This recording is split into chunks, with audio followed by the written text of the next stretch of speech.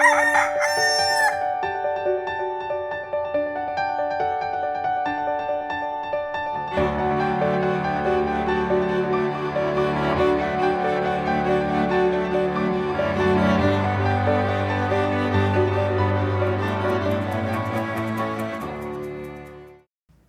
umaga po. Saluhan niyo po muna ako at magkapet, pandasal tayo.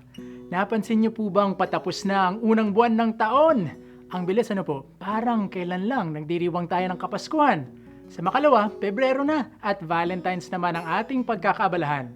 Sadyang kapag maraming ginagawa at pinagkakabisihan, di na natin namamalayan ang paglipas ng mga araw.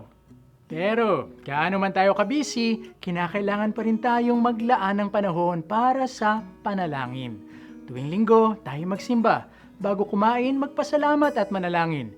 Bago matulog at magpahinga, manahimik muna at magdasal sa ating Panginoon.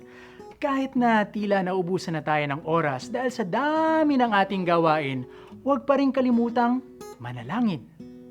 Hindi po aksaya sa panahon ng pagdarasal. Dahil kapag hinahayaan nating mapuspos tayo ng biyaya ng Diyos sa ating mga panalangin, tiyak higit nating maisasaayos ang ating buhay. Maiwasan natin ang walang kwentang bisyo at makatutuon sa gawaing makapagbibigay sigla at buhay. Kapag patuloy din tayong nananalangin, gumaganda rin ang ating samahan. Lalong bumubuti ang pagtutulungan at ang ating mga suliranin ay tila gumagaan. Kaya't kahit busy, huwag palalampasin ang panahon upang tayo ay manalangin. Ako po si Bro Arnold na nagpapaalalang, smile! For every morning is a blessing.